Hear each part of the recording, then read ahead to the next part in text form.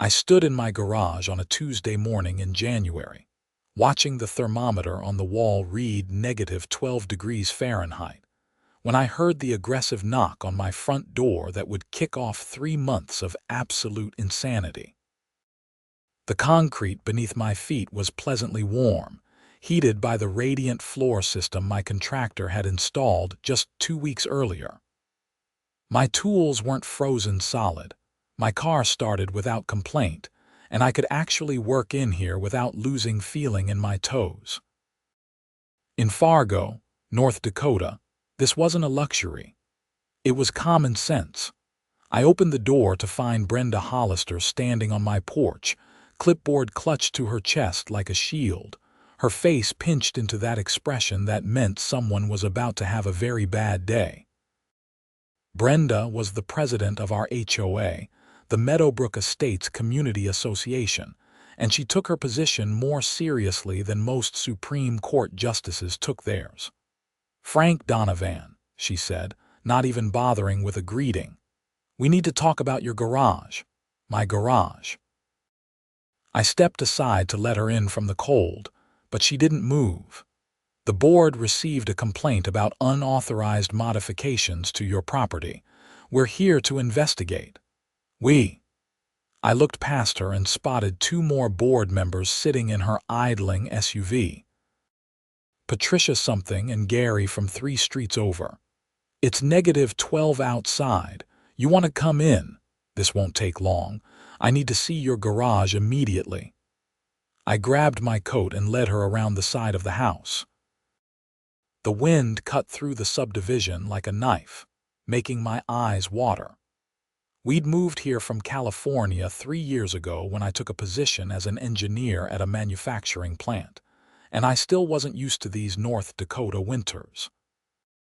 The heated garage floor had been my Christmas present to myself, a way to actually use the space during the brutal cold months.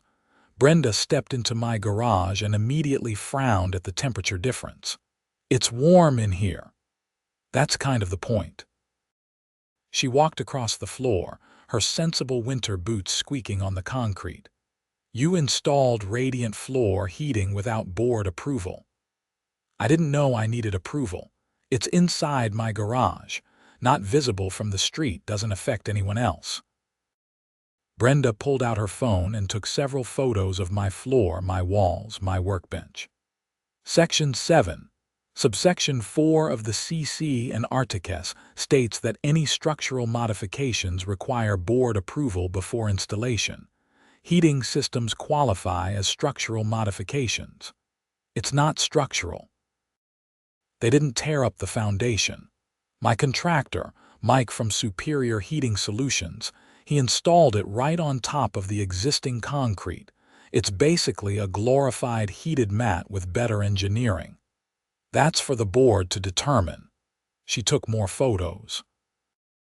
"You'll receive a formal notice within 48 hours. The installation must be removed." "Removed? Do you have any idea how much this cost? Plus, it's winter. You want me to tear out a heating system when it's negative temperatures outside? You should have thought of that before making unauthorized changes to your property." She headed for the door. "The fine schedule will be included in your notice. Good day, Frank." I stood there in my warm garage, watching her march back to her SUV through the snow, and felt that familiar knot of frustration forming in my gut. I'd dealt with HOAs before in California, but nothing like this. Brenda ran Meadowbrook Estates like it was her personal fiefdom. That evening, I called Mike Anderson from Superior Heating Solutions. Mike was a third-generation heating contractor who'd been installing systems in North Dakota for 15 years. When I explained what happened, he actually laughed. "Brenda Hollister. Yeah, I know her. She tried to fine the Johnsons for installing a gas fireplace insert 3 years ago. Said it was an unauthorized heating modification. What happened? They fought it.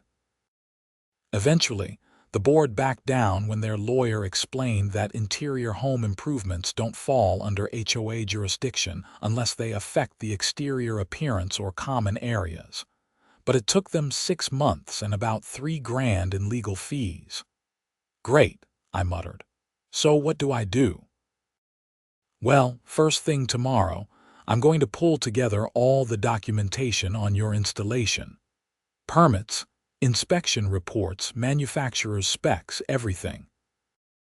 Then I'll write up a detailed explanation of why radiant floor heating is not only standard practice in cold climates, but practically necessary for a functional garage workspace. I've installed these systems in probably 200 homes in Fargo alone. The HOA doesn't have a leg to stand on. You think documentation will be enough? For reasonable people, yes. For Brenda Hollister, Mike paused. Bring your wallet, she doesn't like being wrong. The formal notice arrived exactly 48 hours later, delivered by certified mail.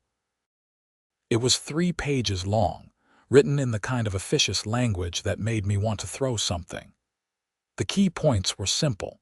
I had 30 days to remove the radiant floor heating system, or I'd face daily fines of $100 starting on day 31. Furthermore, I was prohibited from using the system while the matter was under review. That last part made my blood boil. It was January in North Dakota. Not using my garage heat wasn't just inconvenient, it was potentially dangerous. The space would freeze solid. Any tools with batteries would stop working. The paint and chemicals I stored out there could be damaged or become hazardous. I called an emergency meeting with Mike the next morning at a coffee shop downtown. He brought a 3-inch thick binder of documentation. "This is everything," he said, spreading papers across the table. "Your building permit from the city, which was approved with no issues. The inspection report from the city inspector, showing the installation meets all electrical and building codes. Manufacturer specifications from Warm Tech Industries, showing this exact system is rated for garage installations. And here's the important one. A technical brief explaining that radiant floor heating is specifically recommended for garage spaces in Climate Zone 7, which is where Fargo falls. Will the HOA care about any of this? They should. But here's the thing, Frank. HOA-CC and Articus can't override city building codes or safety regulations.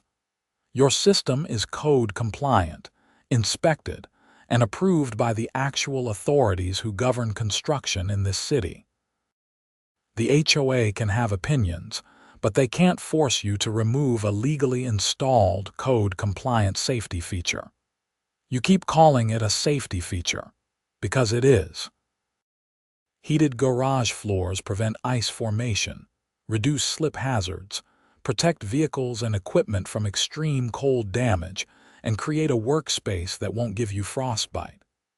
In a climate this harsh, arguing against garage heating is like arguing against insulation. It's just dumb. I spent the next week preparing for the board hearing, which was scheduled for the first Tuesday in February. Mike agreed to come with me as my contractor and expert witness. I also reached out to other homeowners in the subdivision who'd had run-ins with Brenda's board. Turns out, I wasn't alone. Tom Sheffield, who lived 2 streets over, had been fined for installing solar panels even though North Dakota state law explicitly protected homeowners' rights to install solar systems. He fought it for 8 months before the board finally dropped the fines, but only after he threatened legal action. Rachel Morton had been cited for planting the wrong kind of shrubs in her front yard, even though the shrubs in question were native North Dakota species specifically recommended for cold climates. She ended up paying $2,000 in fines and replanting with the board-approved species, which promptly died in the winter. The stories went on. Brenda's board had created a climate of fear in Meadowbrook Estates, where homeowners were terrified to make even minor changes without jumping through endless hoops of approval processes, board meetings, and arbitrary rules that seemed to change based on Brenda's mood. The night before the hearing, my wife Jessica called from Seattle where she was visiting her sister. "How are you holding up?" "I'm furious. This is our house. I installed a heating system in my own garage and now I'm being treated like I built an illegal addition." "Have you thought about just removing it, cutting your losses?" "No, absolutely not. If I back down now, Brenda wins. And then what? Next year she decides my workbench is an unauthorized structure, or my tool cabinet is the wrong color. This has to stop." "I know, you're right. I just don't want this to become an expensive nightmare." "Too late for that," I said, looking at the growing pile of documents on my dining room table.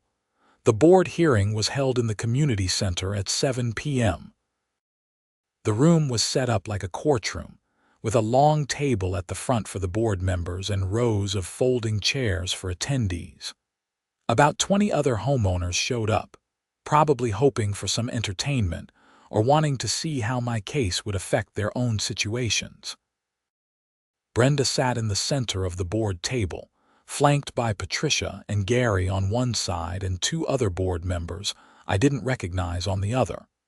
She gavelled the meeting to order with unnecessary force. "We're here to address the violation at 847 Wintergreen Lane, the property of Frank Donovan. Mr. Donovan installed a radiant floor heating system in his garage without board approval. This is a clear violation of Section 7, subsection 4 of our CC and Articles." She looked at me. "You dispute these facts." I stood up. Mike had coached me to stay calm and factual. "I dispute that I've violated any rules.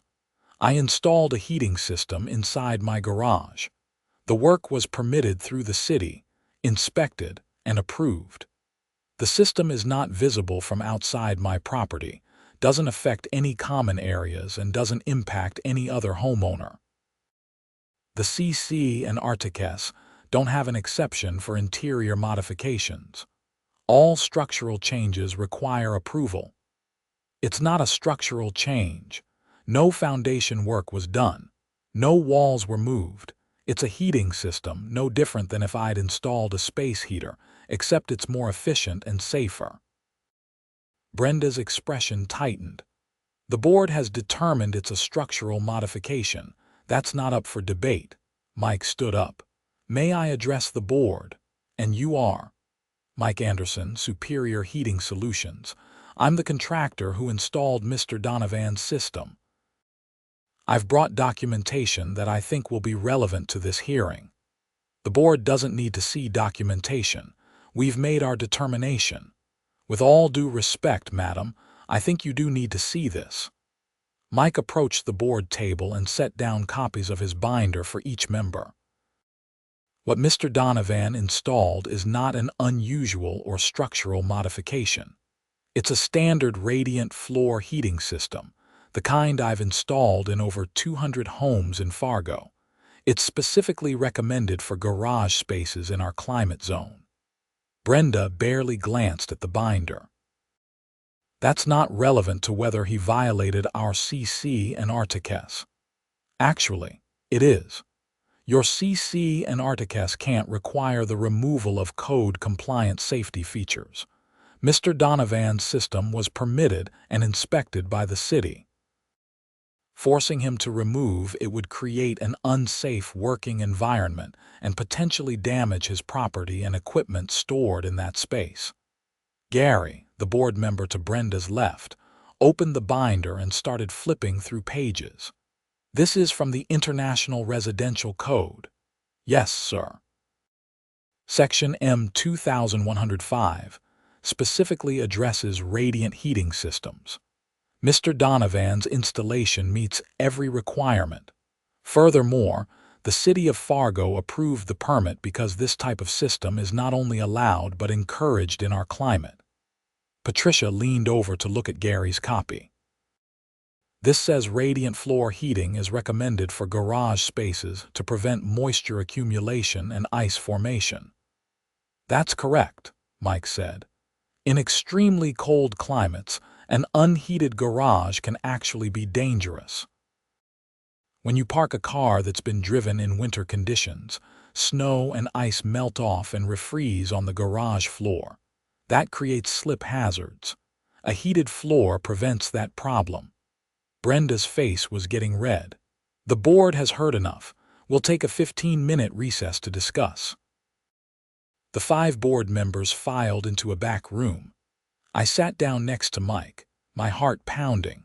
Around us, other homeowners were whispering and looking at the copies of the documents Mike had left on the board table. Tom Sheffield leaned forward from the row behind me. That was good.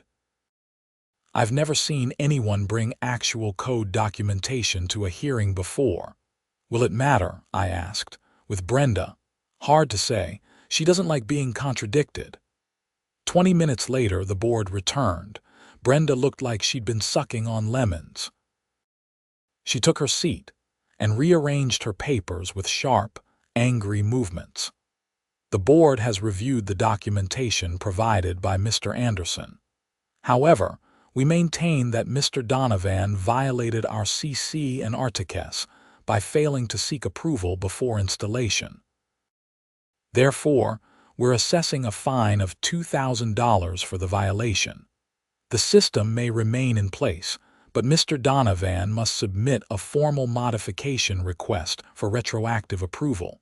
This request will be reviewed at next month's board meeting. I stood up.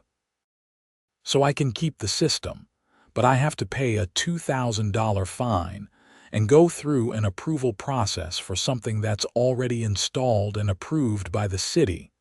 That's correct. The fine is for the procedural violation. Consider this a warning that future modifications must be approved in advance. This is ridiculous. You're fining me for not following a process that doesn't apply to interior home improvements. The board has made its decision.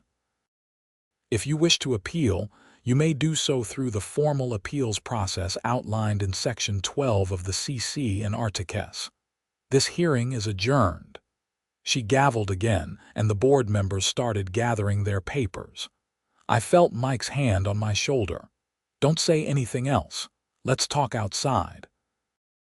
We walked out into the frozen February night. I was shaking, and it wasn't from the cold. $2,000, I said, for following every rule that actually matters. We're not done, Mike said. That documentation I brought, I'm giving a copy to the local news.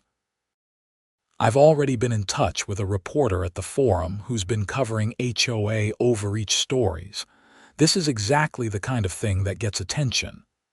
I don't want to be on the news. You might not have a choice. Brenda's not going to stop with you. She'll keep finding excuses to fine and control everyone in this subdivision until someone pushes back hard enough to make it stick. Over the next week, things escalated quickly. The forum ran a story titled, "Local HOA Fines Homeowner for Standard Cold Climate Heating System." The article included interviews with Mike, quotes from the International Residential Code, and a statement from a city building inspector confirming that radiant garage floor heating was not only allowed but common in Fargo. The story got picked up by the regional news, and then by a few national outlets that loved HOA horror stories. Suddenly, my garage floor was getting more attention than I ever wanted.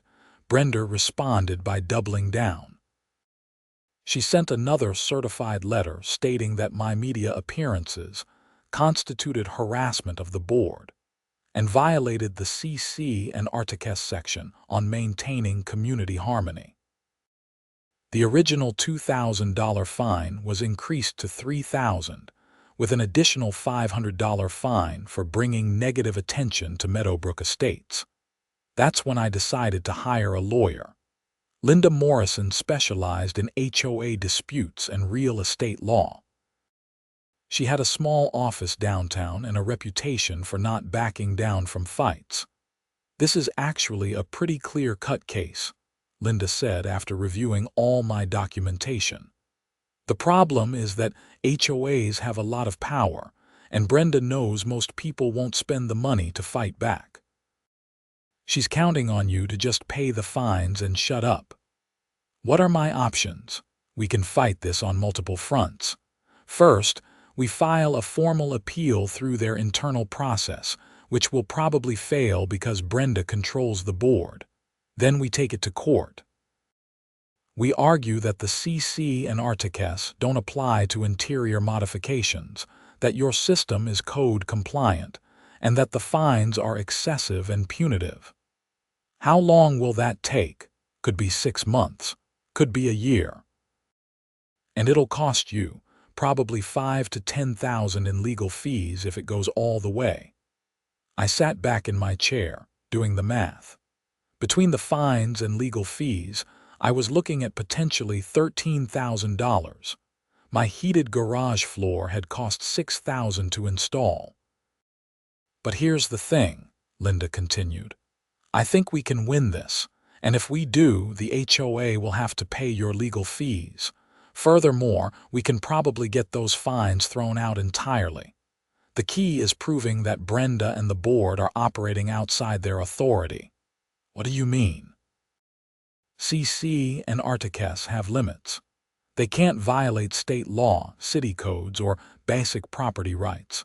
I've been looking into Meadowbrook Estates, and Brenda's board has a pattern of overreach. The solar panel case with Tom Sheffield.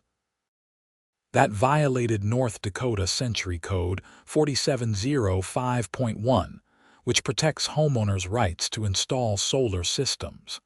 They backed down because they knew they'd lose in court. So this is worth fighting." "I think so. And I think there might be other homeowners who want to join in. If we can show a pattern of the board exceeding its authority, we could potentially have the entire board removed and new elections held." That got my attention. "How would that work?" "It's complicated, but essentially, if we can prove the board is consistently violating their own CC and Articus or acting in bad faith, a judge can order new elections. It's rare, but it happens." I hired Linda that day. We filed the formal appeal, and as predicted, it was denied by a 3-2 vote at the March board meeting. Gary and Patricia actually voted in my favor, which surprised me.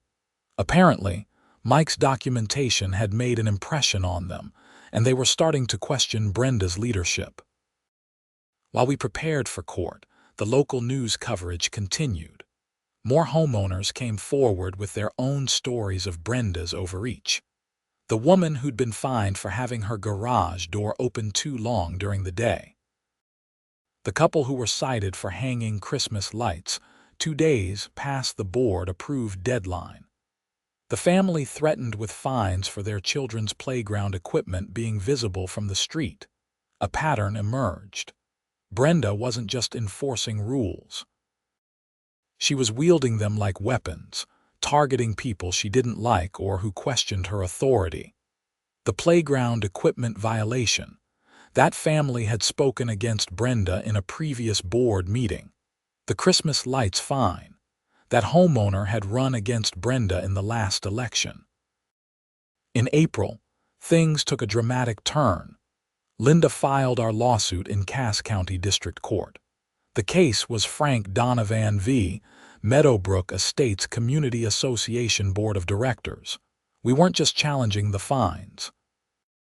We were arguing that the board had consistently exceeded its authority and that Brenda Hollister had created a hostile environment for homeowners. The day after we filed, I came home to find my garage door spray painted with the word traitor in red letters. I immediately called the police. Officer Jennifer Hayes took my report and examined the damage. "Any idea who might have done this?" "I'm in the middle of a lawsuit with my HOA. There are some people in the neighborhood who aren't happy about it." "The heated floor thing?" "Yeah, I saw that on the news." My dad's got the same system in his garage. She took photos of the graffiti. We'll patrol the area more frequently. You should consider installing security cameras.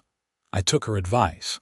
That weekend, I installed a complete camera system covering my driveway, front yard, garage, and backyard. It felt ridiculous, having to survey my own property to protect against my neighbors, but the graffiti had shaken me. The cameras proved their worth 2 weeks later. At 3 in the morning, motion alerts woke me up. I grabbed my phone and pulled up the camera feed to see Brenda Hollister standing in my driveway, holding what looked like a camera and a measuring tape. I pulled on clothes and went outside. "Brenda, what are you doing?" She jumped, clearly not expecting to be caught. "I'm documenting violations for the board. At 3 in the morning, on my property. The driveway is visible from the street. I have every right to photograph it. You're 15 feet into my driveway. That's trespassing. I'm performing my duties as HOA president." I held up my phone, showing the camera feed. "I've got you on video, Brenda. You're on my property without permission in the middle of the night. I'm calling the police." Her face went pale. "Don't be ridiculous. This is HOA business. This is trespassing. Leave now or I'm calling the cops." She left, but not before taking a few more photos of my house. I went back inside and immediately sent the video footage to Linda. She called me first thing in the morning. "This is gold," she said. "Brenda just handed us proof of harassment. I'm adding this to our court filing today. Can we get a restraining order or something? Possibly.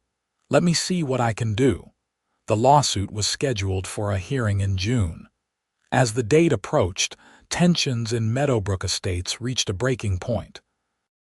A group of homeowners, led by Tom Sheffield and Rachel Morton, started a petition calling for Brenda's removal as board president.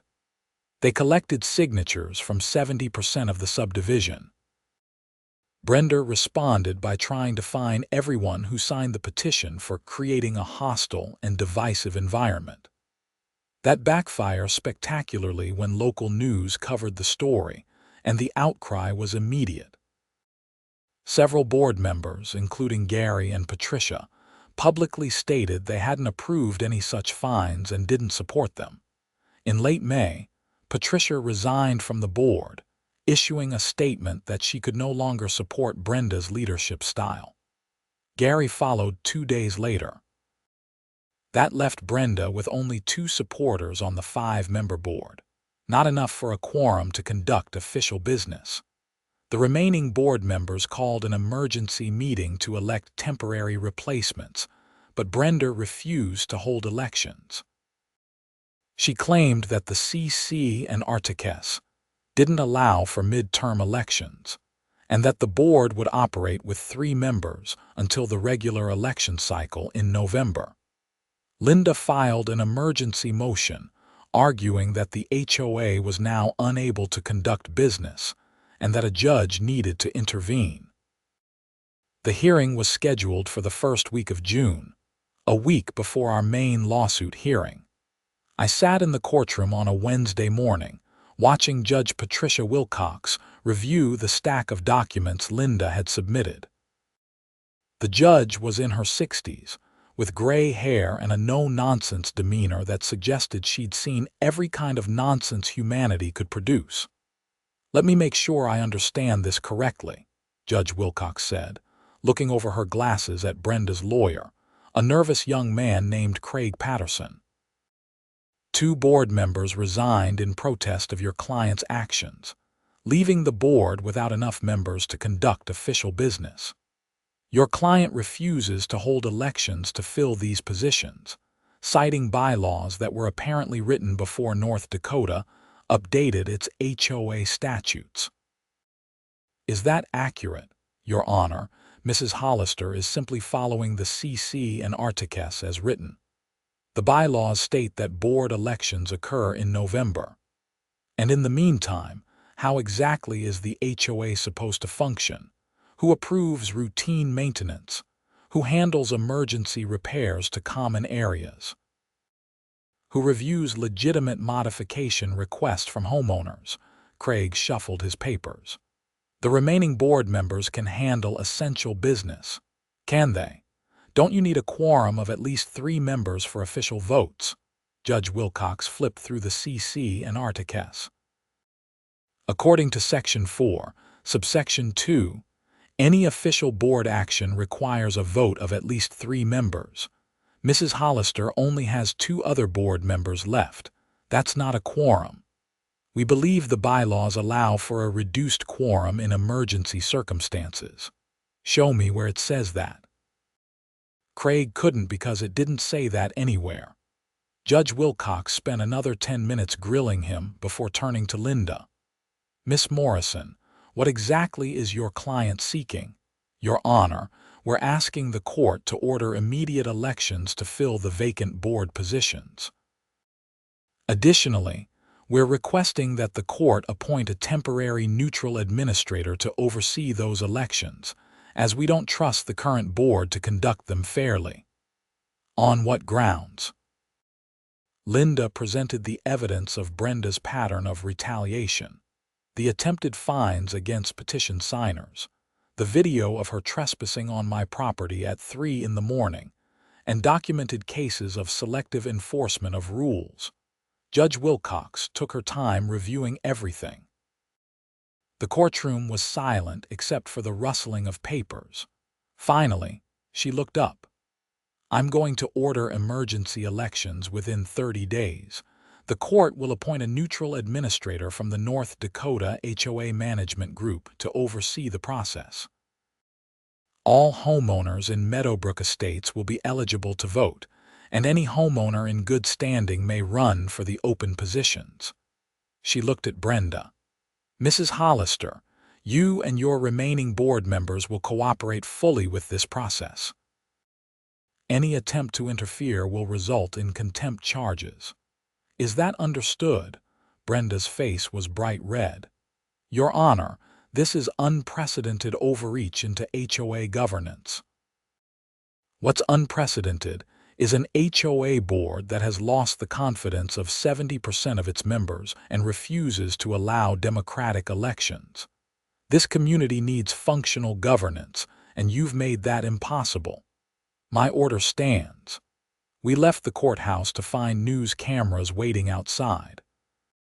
The story of the judge ordering HOA elections had already leaked, probably from someone in the courtroom, and reporters wanted comments.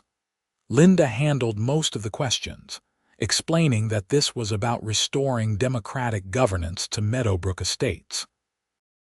I stood beside her, trying to look confident while internally wondering how my heated garage floor had led to the dissolution of an HOA board. The elections were held in early July. The neutral administrator, a woman named Margaret Chen who specialized in HOA management, did an excellent job of running a fair process. 17 people ran for the 5 board positions. Tom Sheffield won the most votes and became the new president. Rachel Morton got the 2nd position. 3 other reasonable, moderate homeowners filled the remaining spots. Brenda ran for re-election and came in dead last with less than 5% of the vote. The new board's first official action was to drop all pending fines related to my garage floor heating system. Their second action was to hire Linda to review the CC and Articles and recommend updates that would prevent future overreach. Their third action was to issue a formal apology to every homeowner who had been unfairly fined or harassed under Brenda's leadership. But we still had the main lawsuit to deal with. Even though the fines were dropped, Linda advised continuing with the case to recover my legal fees and establish clear precedent about the limits of HOA authority over interior home improvements. The hearing was scheduled for late July. I walked into the courtroom on a Friday morning, expecting another long day of legal arguments. Instead, Craig Patterson approached Linda before we even sat down. We'd like to discuss a settlement. Linda raised an eyebrow. Now you want to settle. My clients recognize that the situation has changed. The new board has expressed interest in resolving this matter without further litigation. We moved to a conference room down the hall. Tom Sheffield was there representing the new board, along with Craig and a representative from the HOA's insurance company, a tired-looking woman named Sandra Price. The association's insurance company is recommending we settle, Sandra said bluntly. We've reviewed the case, and frankly, you have strong arguments. The prior board exceeded its authority, and the fines were excessive. We're prepared to offer full reimbursement of Mr. Donovan's legal fees, plus $3,000 for the original fines that were assessed. That's a starting point, Linda said. But we also want a formal acknowledgement from the HOA that interior home improvements, when properly permitted through the city, don't require HOA approval. That needs to be written into the updated CC and Articus. Tom nodded. The new board has no problem with that. We're already working on a complete overhaul of the CC and Articus. One of the things we want to clarify is that the HOA's authority is limited to exterior appearances and common areas. What people do inside their homes, as long as it's legal and properly permitted, is their business.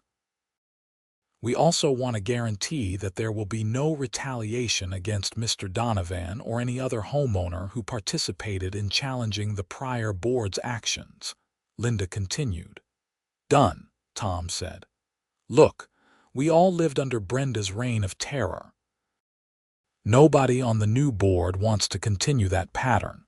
We're trying to turn this into a functional, reasonable HOA that actually serves the community instead of controlling it. After 2 hours of negotiation, we had a deal. The HOA would pay all my legal fees, which had reached about $8,000. They'd reimburse the cost of repainting my garage door after the vandalism. They'd issue a formal letter stating that my garage floor heating system was approved and compliant. And most importantly, they'd update the CC and Articus to clearly limit HOA authority over interior home improvements. Judge Wilcox approved the settlement that afternoon. As we left the courthouse, Linda shook my hand. You did good, Frank. This isn't just a win for you. You've changed how that entire HOA operates. Other homeowners are going to benefit from this for years. I just wanted to heat my garage, I said. Yeah, but you stood up when it mattered.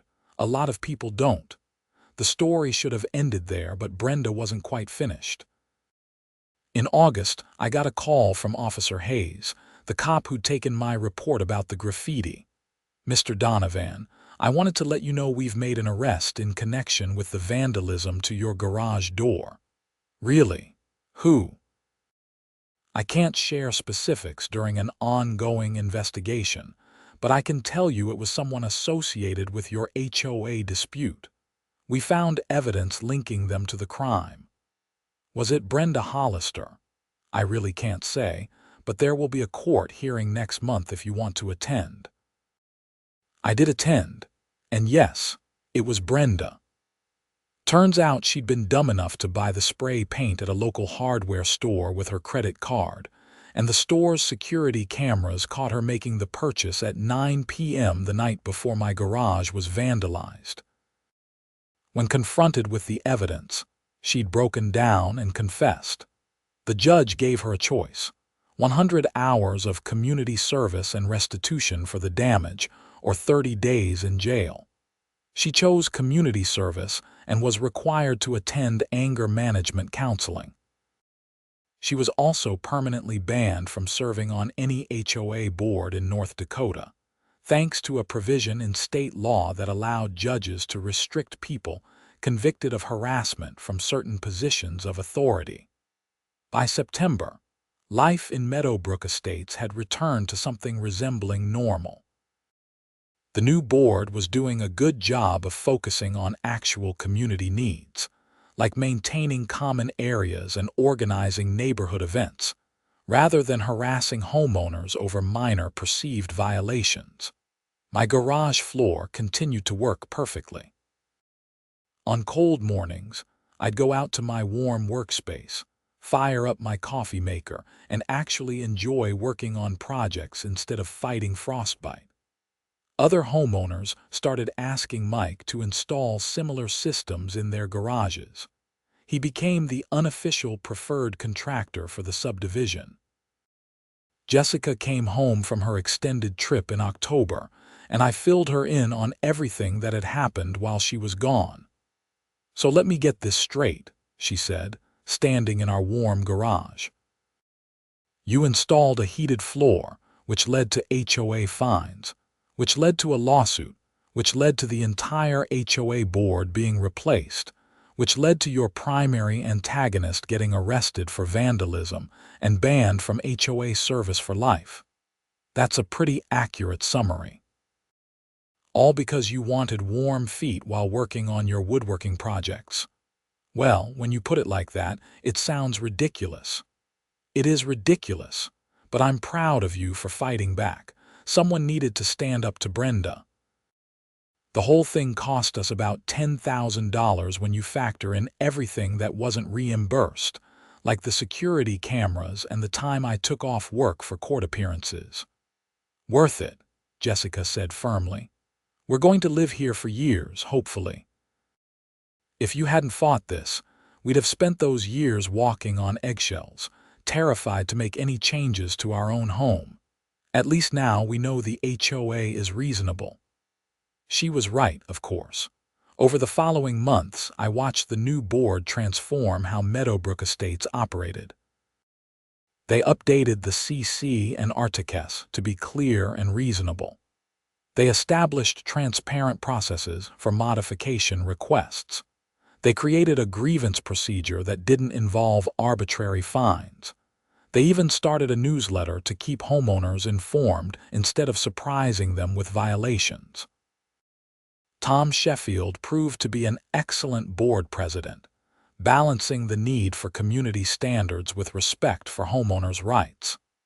At the annual meeting in November, he gave a speech about the importance of HOAs serving their communities rather than controlling them.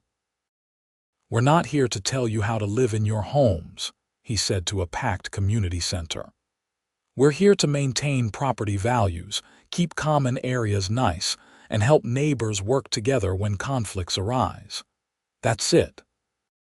If you want to install a heating system, or solar panels, or paint your bedroom walls purple, that's your business as long as it's legal and doesn't affect your neighbors." The homeowners gave him a standing ovation. As for me, I settled back into normal life. I finished several woodworking projects in my heated garage that winter, including a bookshelf for Jessica and a toy chest for our nephew. The space stayed comfortable even when outside temperatures dropped below zero. My tools worked properly. My car started without complaint. Everything was exactly as it should have been from the beginning. I did make one change to my routine. Once a month, I hosted an informal gathering in my garage for other homeowners interested in DIY projects. We'd share tips, work on projects together, and generally enjoy having a warm space to gather during the long North Dakota winters.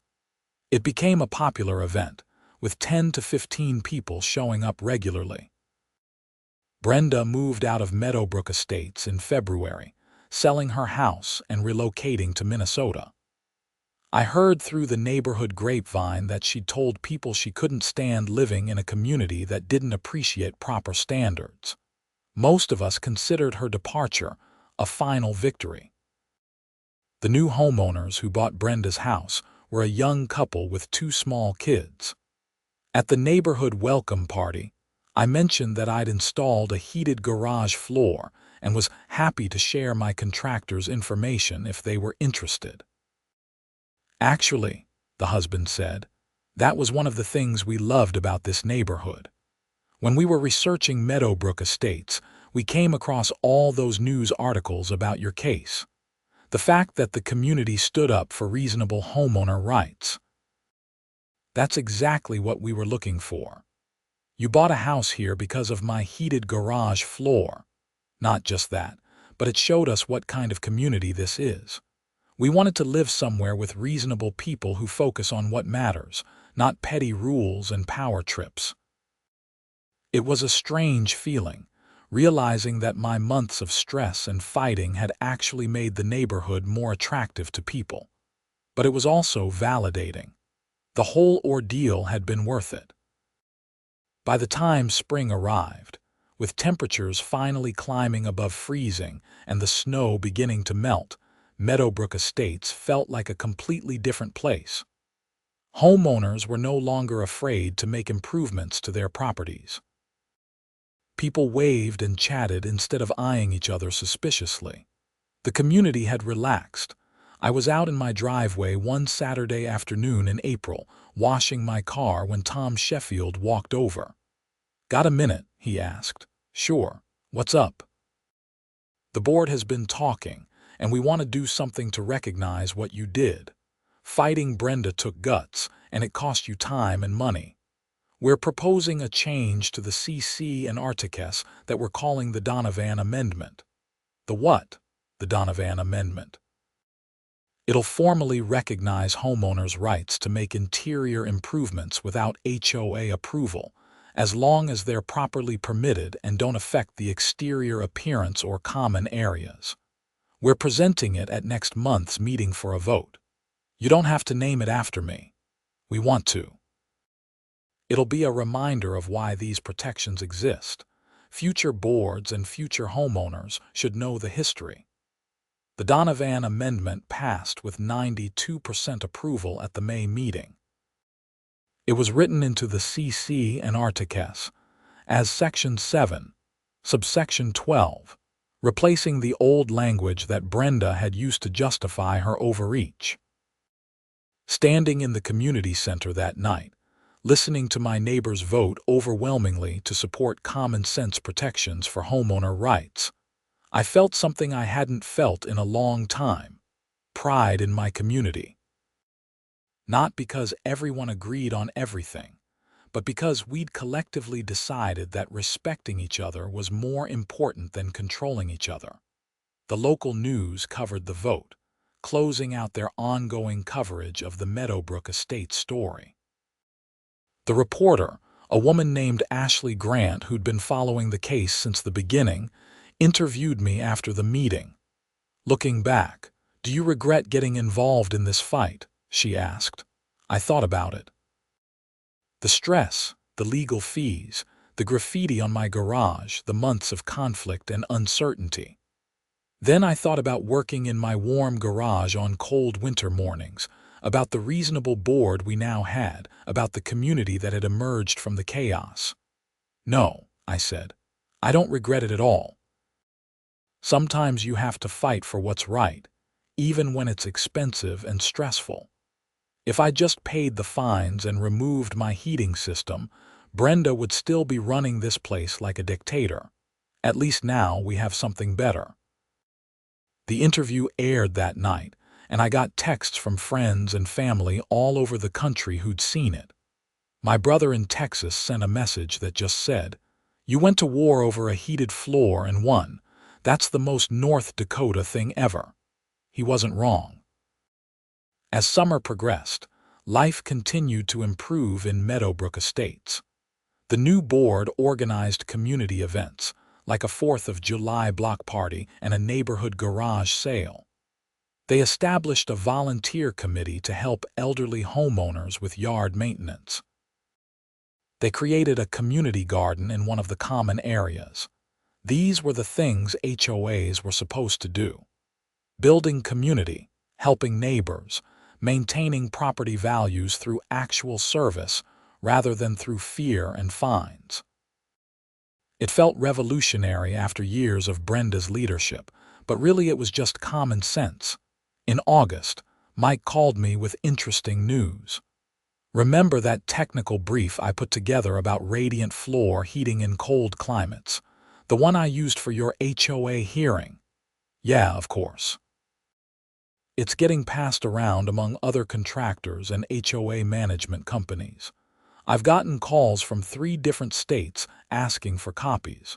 Your case is apparently becoming an example of how to fight back against HOA overreach. That's kind of surreal. It's useful. A lot of homeowners face similar problems, and having documented precedent helps. Your case is going to help people you'll never meet.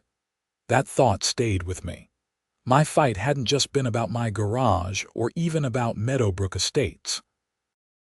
It had been about the principle that homeowners should have the right to make reasonable improvements to their own property without facing harassment or excessive fines. As fall arrived and temperatures began to drop again, I fired up my garage floor heating for the first time since spring. The system worked perfectly, just as it had the year before. But this time, there was no fear of fines or threatening letters from the HOA. No stress about whether Brenda would show up in the middle of the night to photograph violations. Just warmth, comfort, and the freedom to use my own property the way I saw fit. Jessica and I hosted Thanksgiving dinner that year, inviting both our families and several neighbors. After dinner, I gave my nephew a tour of my garage workshop and showed him the toy chest I'd built for him. "Why is your garage so warm, Uncle Frank?" he asked. "It has heated floors, keeps everything comfortable even when it's cold outside." "That's cool. My dad should get one." "Maybe he should," I agreed. "Want me to give him my contractor's number?"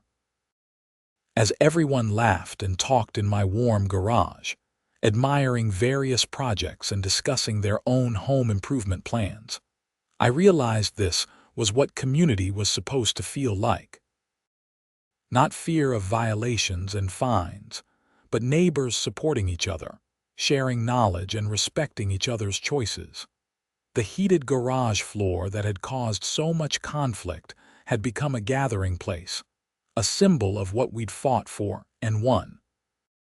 Every time someone stepped into that warm space on a cold day, they were reminded that homeowners have rights, that communities should serve rather than control, and that sometimes standing up for what's right is worth the cost. My fight with the HOA was over, but its impact would last for years. The Donovan Amendment would protect future homeowners from the kind of overreach I'd experienced. The new board culture would hopefully persist, creating a more reasonable and respectful community. And somewhere out there, other homeowners facing similar battles would hear about my case and find the courage to stand up for their own rights, all because I wanted warm feet while working on woodworking projects in my garage during a North Dakota winter. Looking back, I wouldn't change a thing.